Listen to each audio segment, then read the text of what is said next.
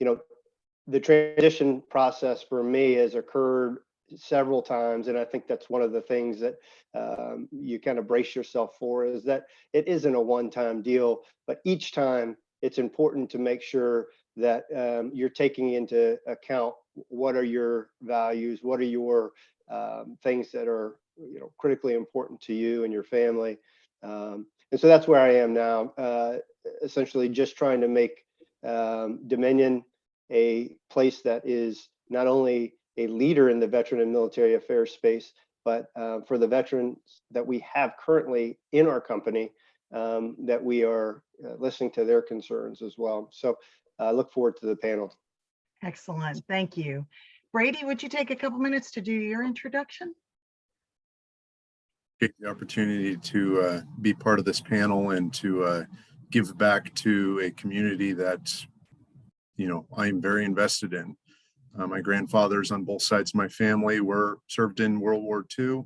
My dad served in Vietnam. My older brother just recently retired from the Air Force. His oldest son is in the Army. My oldest son is in the Army. My youngest son is a lieutenant at the basic school in Quantico. And I recently retired with 28 and a half years as an active duty Marine. I specialized in supply chain management and logistics operations. And I finished my tour at the Pentagon, where I was the occupational field sponsor.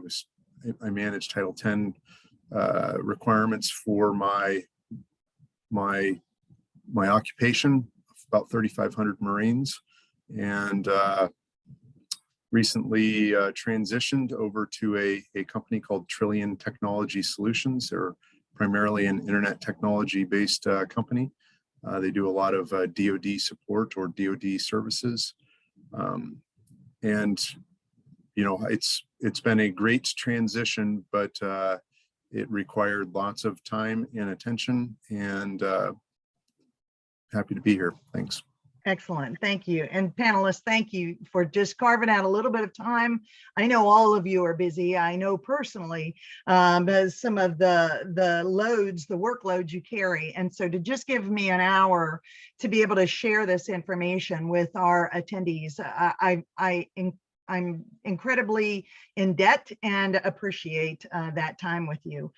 So to get started real quick, the title of this webinar is Corporate Culture Matters, and it's kind of a unique title. Some folks don't understand or may not understand exactly what we're referring to when we talk about corporate culture.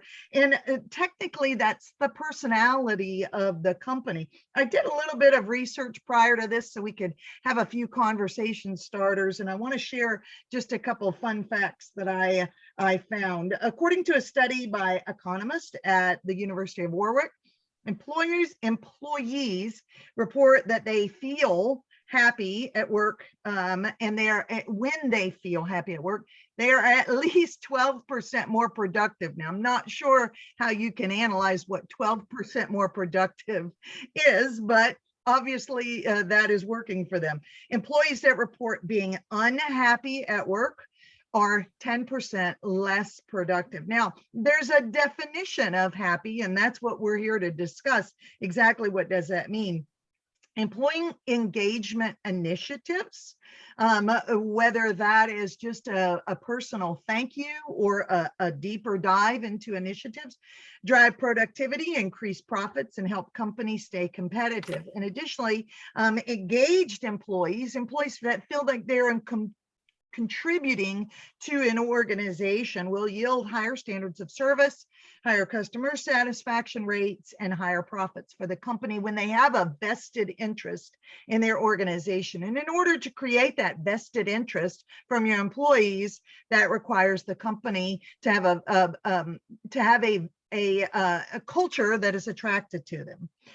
Military culture can increase your company's productivity. Why? What do we mean by that? Well, we know that military bring high skills, and often that is soft skills, often that is hard skills from the technology standpoint, but high skills in one of the most least talked about, but that impacts our veterans as they step into the company's loyalty.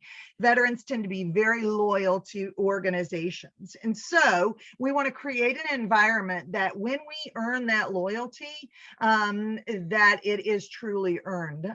So let's talk about what corporate culture looks like. I'm going to lead in by using an acronym that Cindy and I often talk to other veterans when we've done collaborative work together. And that acronym is CLAMS. Challenge is the job challenging to a veteran. A location is the job in a location that a veteran would be attracted to. Advancement, is there the opportunity for the veteran to grow within your company? Money, obviously, money is important. A veteran should be compensated fairly for their value and their worth. And then the last one is S, security. Is your company providing an atmosphere that a veteran feels that this job is secure? They can walk into this, make a difference, and stay with your company. So panel, I want to open this up and start. I'm going to start with a question to all three of you.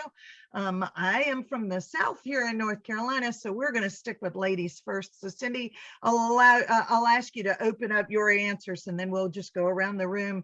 We'll go Cindy, Brady, and then Drew this time. All three panelists, because each of you come from and have pursued different professional backgrounds. Though Drew and Brady had that Marine background, the direction as you transitioned was quite different. I'd like to pose a question to all three of you. What advice would you give a company that wanted to make itself more attractive to veterans? And what is your basis or your background experience for that answer? So Cindy, let me open up with you, and then we'll go to Brady, and then we'll go to Drew. So when thinking about that transition for the service member into a civilian company, something that's unfamiliar, you want to be attractive, to attract those service members. I think that it's important that you have someone in your organization that they can go to. A lot of companies actually have veteran recruiters for their companies. And I think this is important because I think that they will feel drawn to this person. I think that if you have someone who's actually seeking out the veterans and they speak the language, they understand the training that is that the veterans have, I think that it's would be extremely advantageous to have someone in your organization that was focusing on just hiring veterans.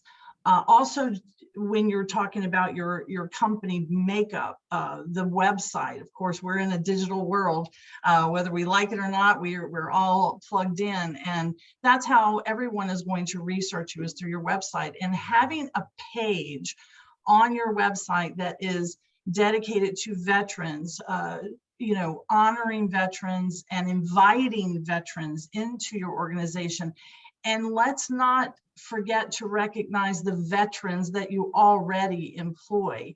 What I'm seeing so often now that I think is just fantastic is when companies take the moment to recognize the veterans and give them a platform, because you will attract other veterans by showing the veterans that you already have working. And I think all of these things together can really make you as a company stand out when you are reaching or attempting to reach out to this very high skilled group of individuals that you want to have on your team. So you want to make it as inviting as possible. Excellent, thank you. Brady? I like Cindy's answer. I think it's spot on, and it really completes the first portion of what I was going to say. I would add to that that's exactly how I got hired at my current company, was by also a retired Marine who says, "Hey, I don't know you, but a buddy I know says that you're a good guy, and we have this position that's open. How about you come take a look?" And that's exactly how I got hired. I would also add that the Department of Defense recently started a program. It's called the Skill Bridge program, and it takes active duty service members during their last 6 months before either retirement or before their end of active service. And it allows them to work at that company while the Department of Defense continues to pay their bills. And it's an opportunity for the company to work with this individual and say, "Hey, these are the things that our company does.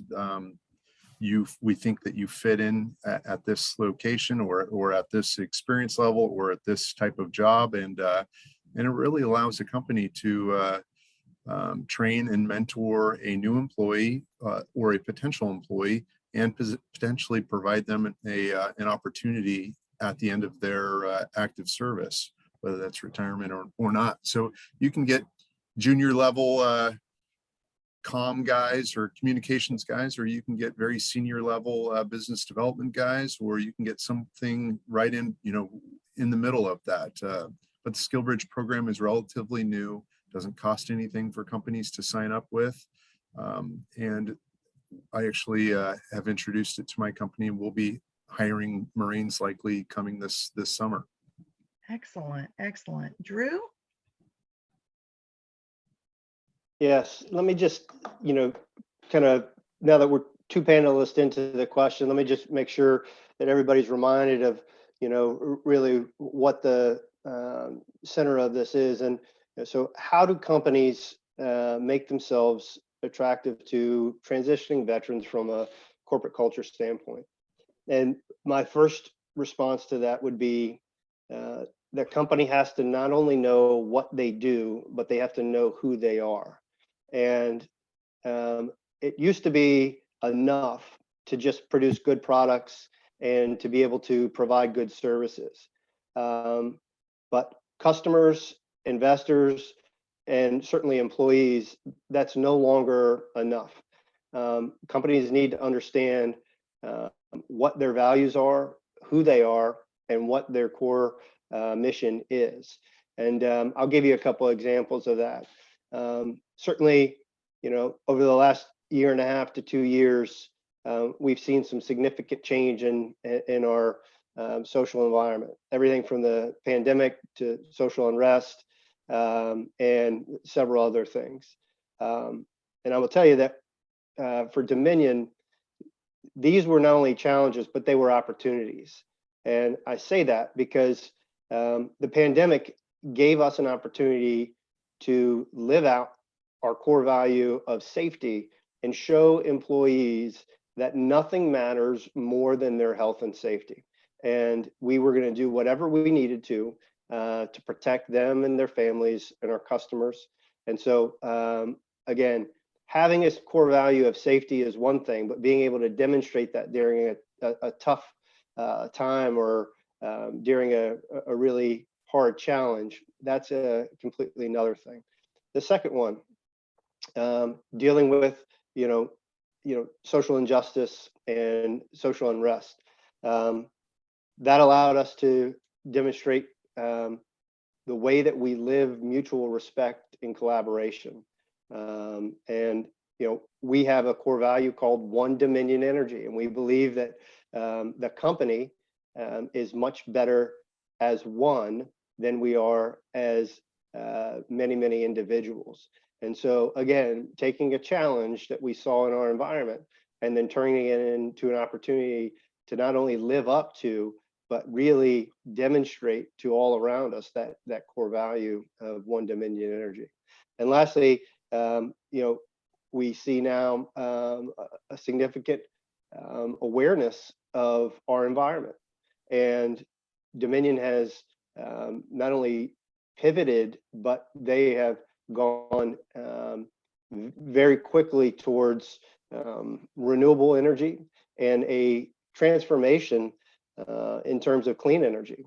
And this allows us to show our innovation.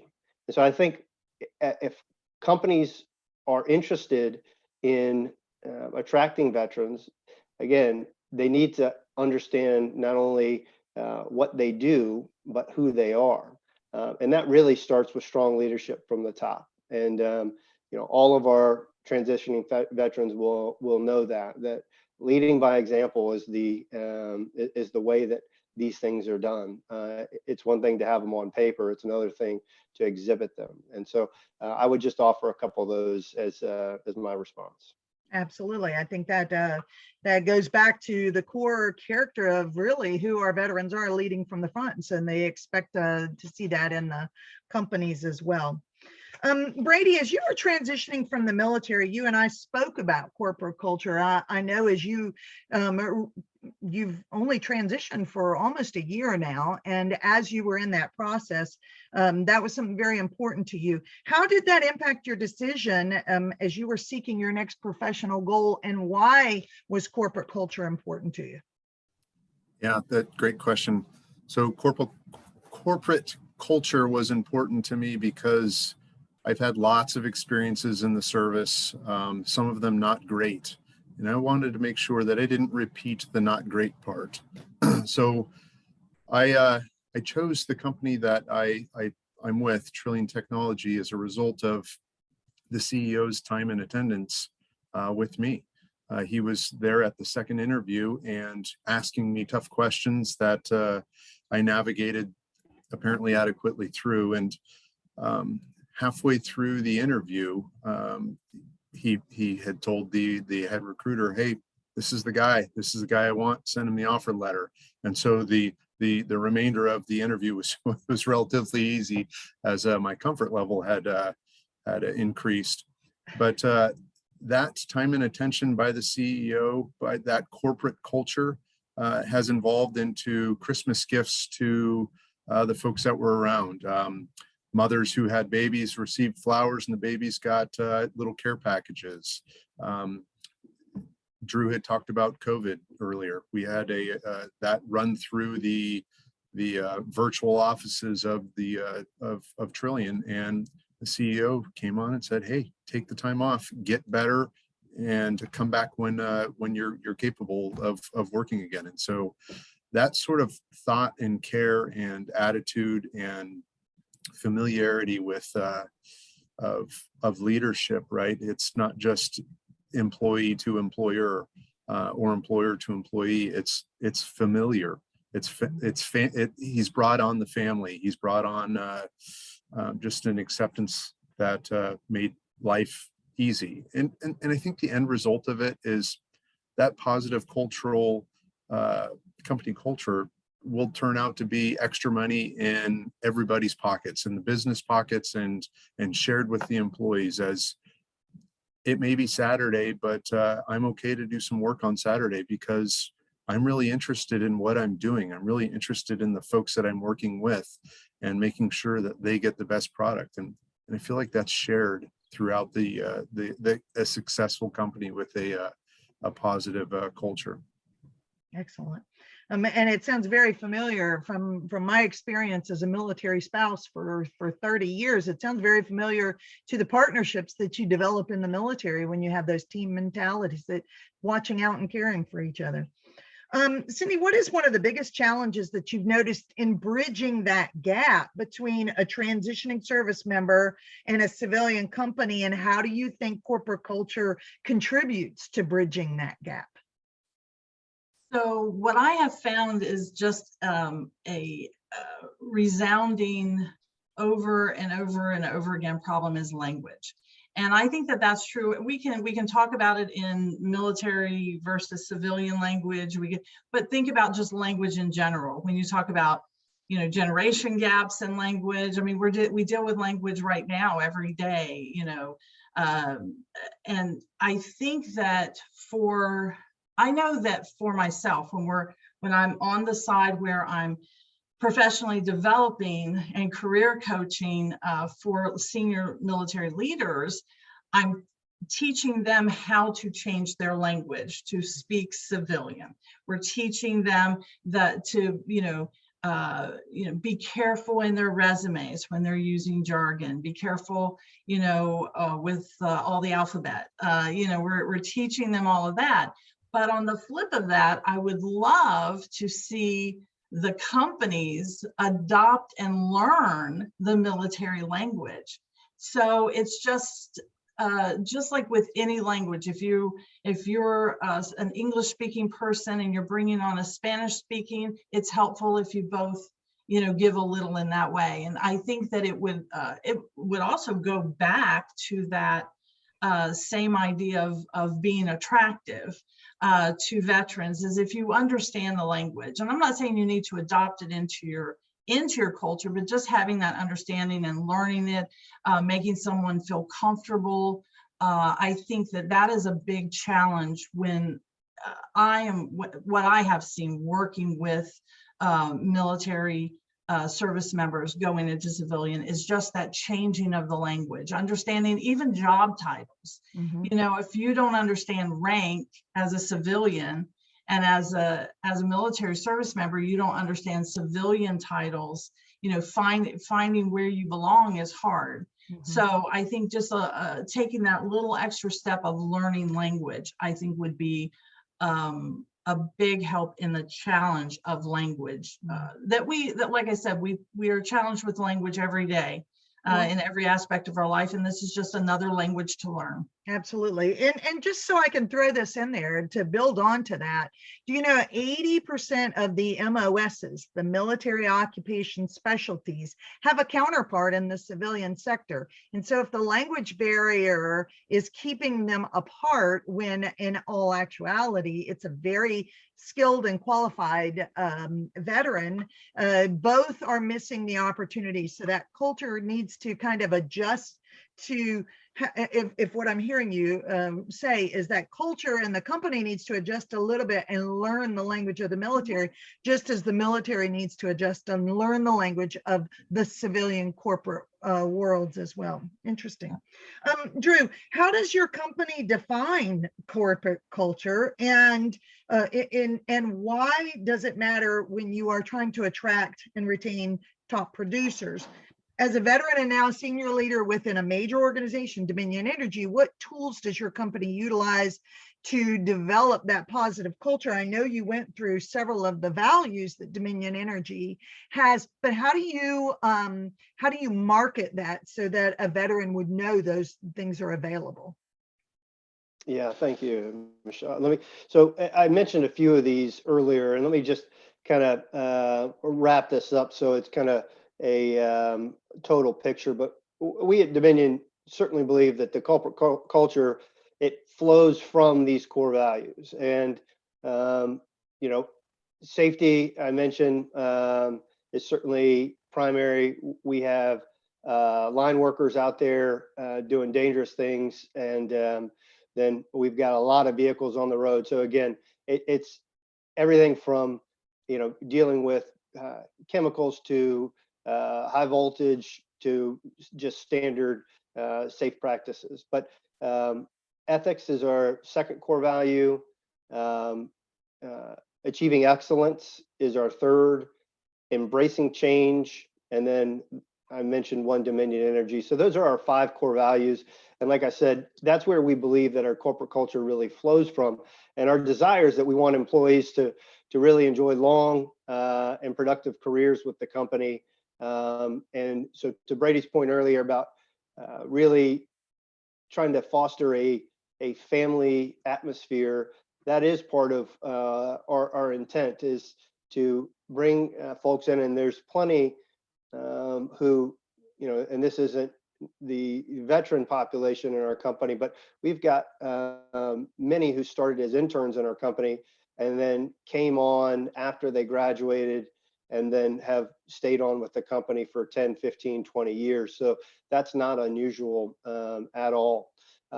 The other thing that I would mention is, our mission, and the way that we view this is that if we aren't true to those core values, then we will not be able to achieve our mission.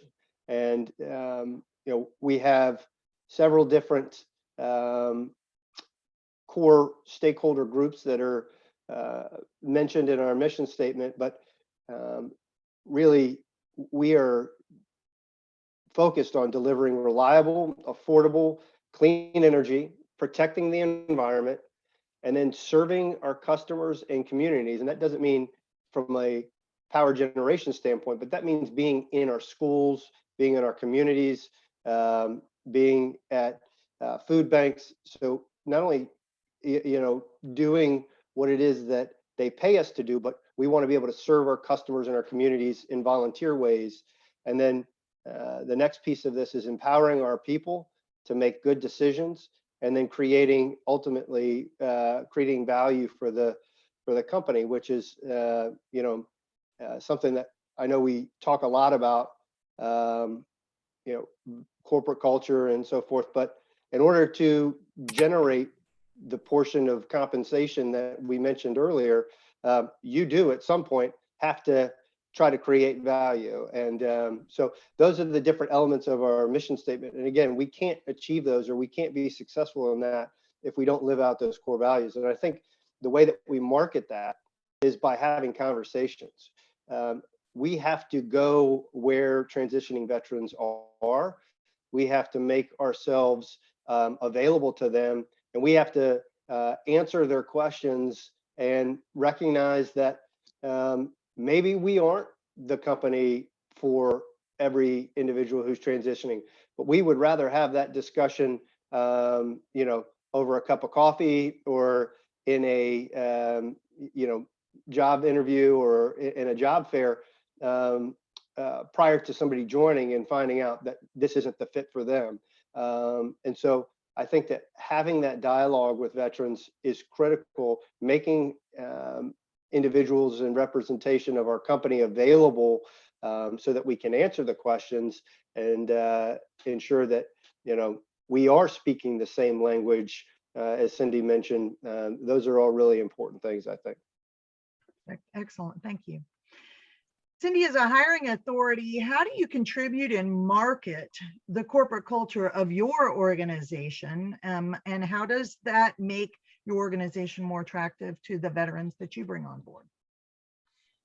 Well, I can go back to, as a hiring manager, being open and making sure that veterans know they're welcome in the company and speaking their language a little bit. So when you are speaking with them, they feel at home and they feel a little at ease. There's all of that. But also, one thing that I found as a hiring manager that I think is important, we're talking about veterans here, but I think this is an important tool all the way around. And I've seen so much success by doing this, is as a hiring manager, being open to people asking questions before there's ever a formal interview.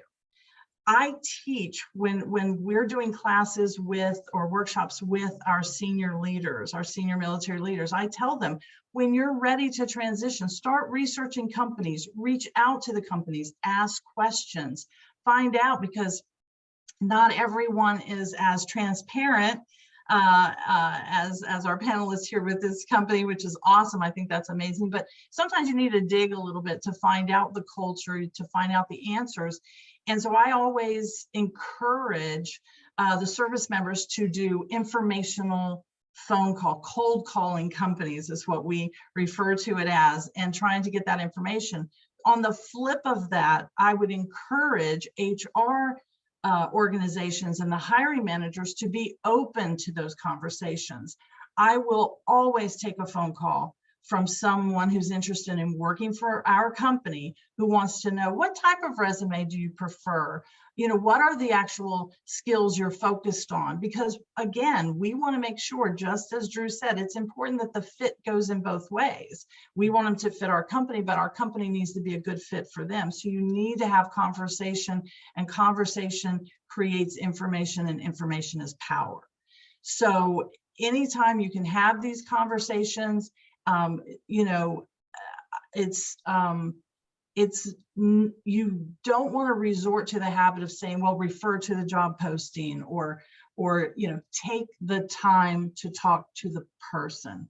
It's very important to be personable, because that again sets the tone for what your culture is. Are you just about, filling the position, or do you actually want to have a person, somebody that you can talk to, and so for me as a hiring manager, I make sure that everyone knows that we are open for conversation. And like Drew said, maybe it won't be the right fit, and it's better to find that out in the beginning before we've gone through the process and they're onboarded, and you find out it's not right for one or both of you.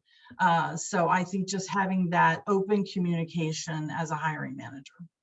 Excellent. I just wanted to point out before we go to our last two questions, if you have any comments or questions, put them in the chat box. But Brian mentioned over in the chat box that he absolutely agreed with the language issue. As a transitioning veteran on 9 months ago, he said he's still learning the right words to use. So I think having those conversations, researching those websites, learning about those, but just exactly like Drew said, interject or inject yourself into the transition programs that are around you, and try to have some face-to-face conversations.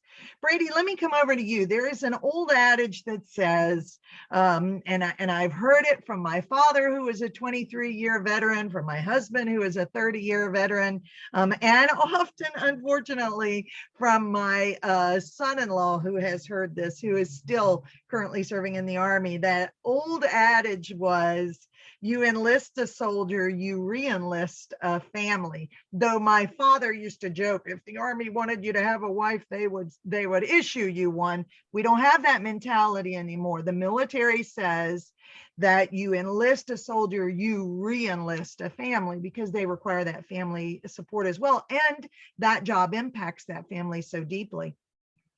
This seems to me to be a corporate culture issue for our service members and their families. I believe that same adage transfers over to their next career move as they exit the military, not just to find a job, but to step into the next career. So for some companies that are listening, what are ways they can make their organization seem more attractive to both the veteran and their family members? And why is this important, since they're only technically hiring the veteran?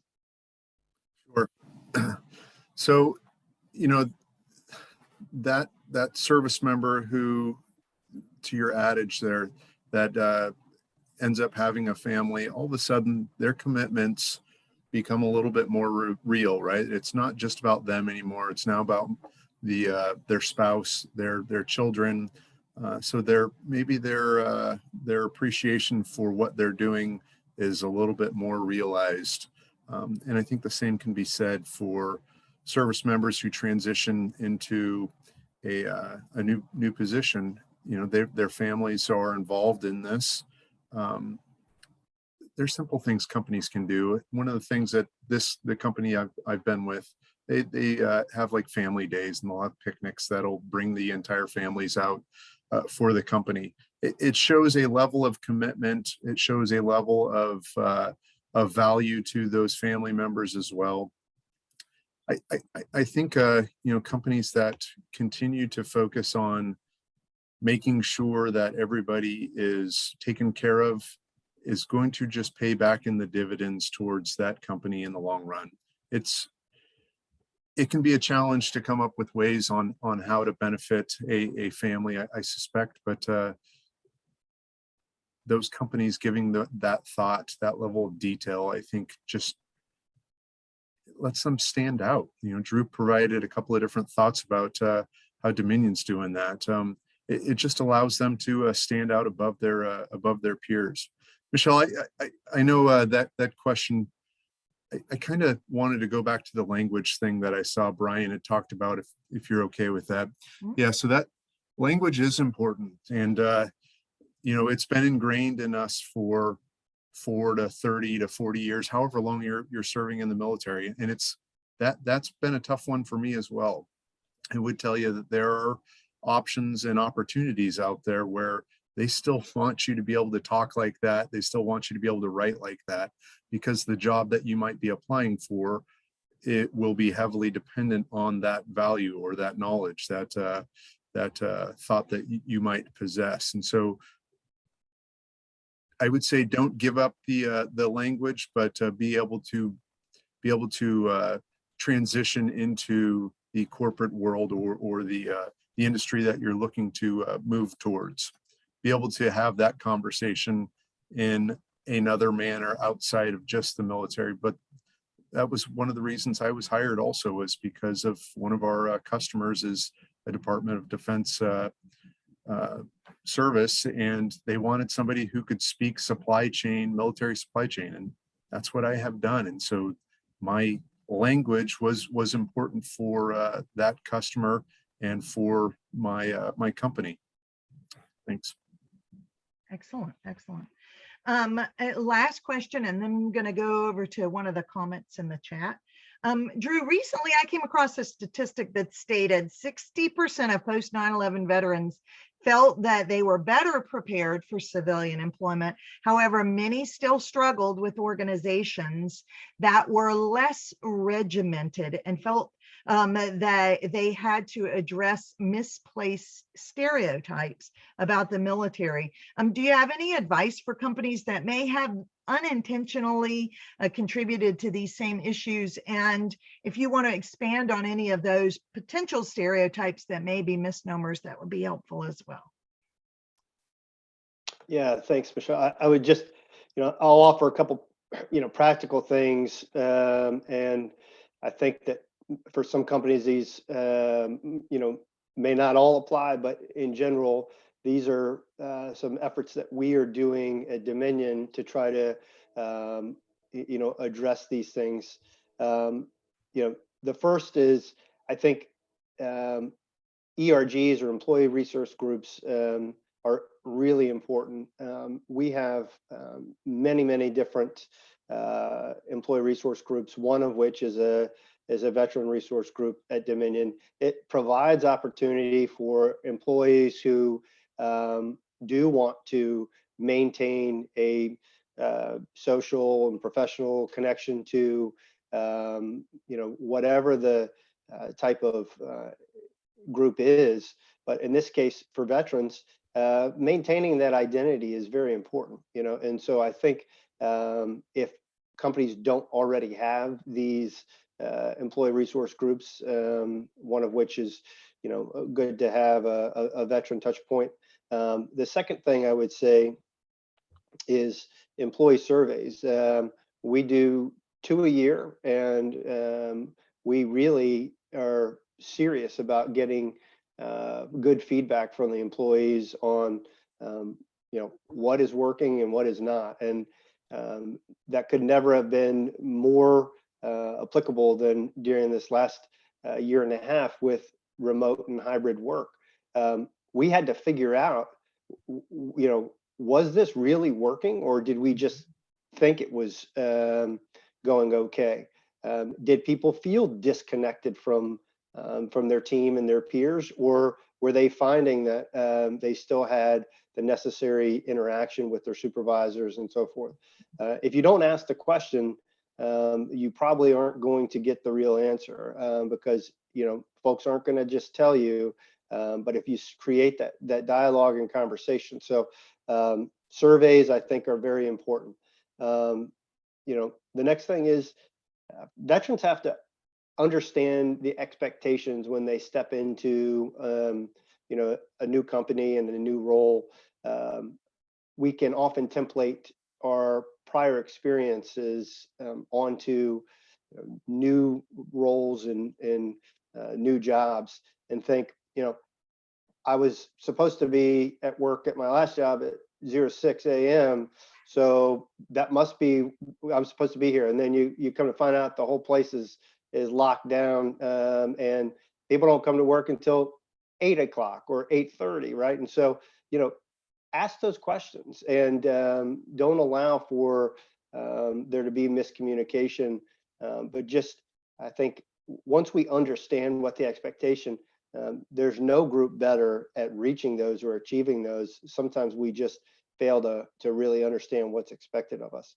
And lastly, I would say that we host, it's usually about every 2 to 3 months, senior leadership panels. And one of the benefits from the pandemic is with the technology that we're using right now. And Dominion, we have employees in 16 different states. And so we're able to put senior vice presidents and executive vice presidents on panels. Individual employees sign up. We keep the groups to 20 or 25 folks, and it's just a Q&A session. And those employees have a chance to say, hey, what's going on this year with, whatever, or hey, inflation is really high. Are we going to get a cost of living increase? I mean, those are the kinds of questions that are getting routed directly to our senior leaders. And so those would be a few of the practical things I would say is, create some communities like ERGs, offer surveys to enable feedback from your employees, and then ensure that you're making your senior leaders available for interaction with your employees. Fantastic, fantastic. I want to pop back over to some of the comments that are in the chat box. And a gentleman, Gus, mentioned, unless he missed it, he was saying he didn't recall about a class of both military and civilian cultures from a command environment to a more democratic format. How does a company bridge that gap? And I think that's a very good question, Gus. A part of that would be researching that company and seeing if they have that more command environment. But panel, do you have any advice on that? How do they bridge the gap from a command culture environment to a more democratic format? And I'm assuming that's coming from a veteran standpoint there.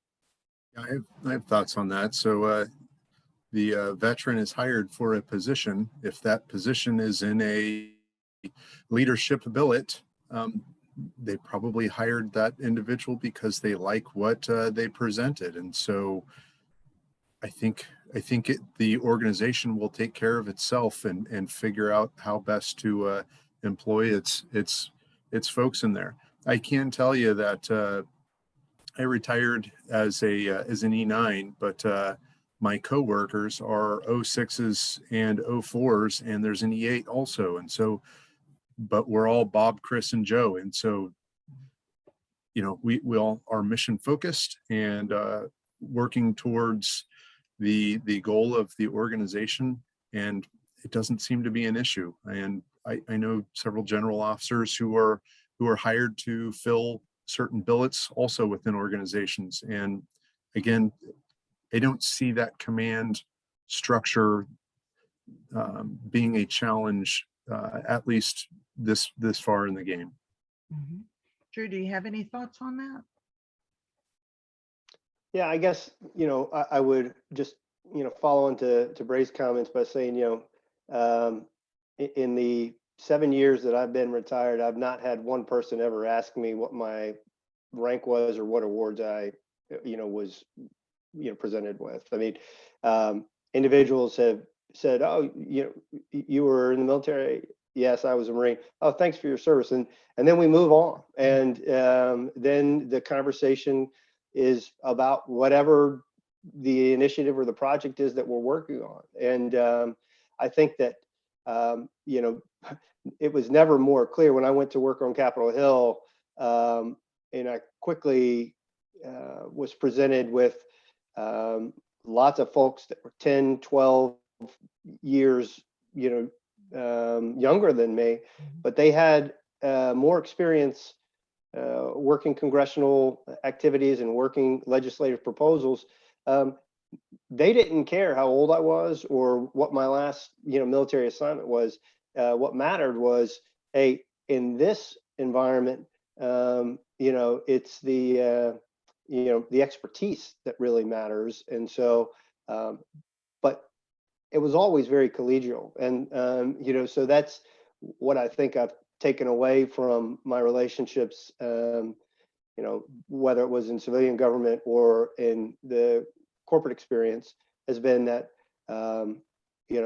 you might have a very diverse group from age, prior experience, but to Brady's point about, there's no sir or, there's very little deferential treatment. I mean, it's all respect, and it's all very much, the golden rule, but it's, not kind of the command driven top down leadership that we kind of were familiar with in service.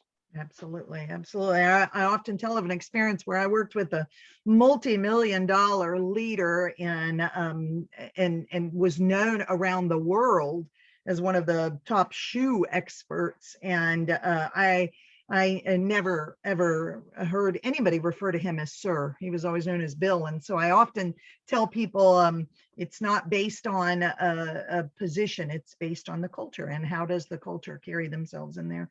The last thing I want to touch base on, the last comment over in the chat, is my late realization is that companies want us to have certifications, SPHR, PMP, coaching, etc. Having 25 years of experience doesn't seem to matter to many companies when hiring. And so a couple things I want to give some advice on that comment. This is where that peer-to-peer mentorship from a company to a veteran is going to come in advantageous in saying, hey, our company would be very interested in you, but this is something that's important. And it would give that veteran the opportunity to be able to lock some of those certifications in if needed. So I have always encouraged our veterans to start that process 6 months out. You need to begin networking with these leaders, with the leaders in your company. So that's why that veteran mentorship is so important. As a point of advice to share with some of those veterans, Brian, I want to add on here, connect them with IVMF out of Syracuse University, where the certifications, the PMPs, the Microsoft programs, the Lean Six Sigma, all of those certifications, if they can get signed in, are free to our veterans and our military spouses. So when that transition does happen, they have that behind them. But I just want to touch base. Brady, Andrew, did you guys feel that? Did you have that pause and find out that the certifications were, if not as important as the experience, more important than the experience? Yeah, for me, it wasn't more important, but it was certainly something that would help bring commonalities. And so the company I work for is strictly IT based, and I am a supply chain logistics guy, and so I don't spell IT. I have a challenge with that, and so I would tell you that to Brian there, maybe you need to be considering something else if the companies that you're looking at are requiring those. Maybe that's not the job path for you. I did have somebody tell me a couple of months before I transitioned, said, hey, anybody can be a program manager. Every contract requires one, but only so many people can be technical SMEs. And so if you are a subject matter expert in whatever field, maybe that's the approach that you should be taking it towards. I would tell you my company is fantastic, and I'm actually attending PMP training all next week. And thankfully, these certificates, the training for them, it's only about a week long anyway. So, and Michelle gave you a great opportunity to take it for free. There are opportunities to do these training events on active duty. There are opportunities to do them after active duty. I think that's one of the key things, right? Is what do I want to do? So I just throw that out there. Absolutely. Any last thoughts on that, panel? The only thing I would add is that this is where informational interviews are critical. And, I think we know transitioning veterans, if there's kind of one theme, it's, start early, right? Start early. But it's, people who start 8 months out say, I should have started a year. And people who start a year say, I should have started 18 months. we can chew up a lot of time by getting a lot of letters after our name sometimes, but, find out, as Brady mentioned, what do you want to do? And then talk to people in that field or in that industry.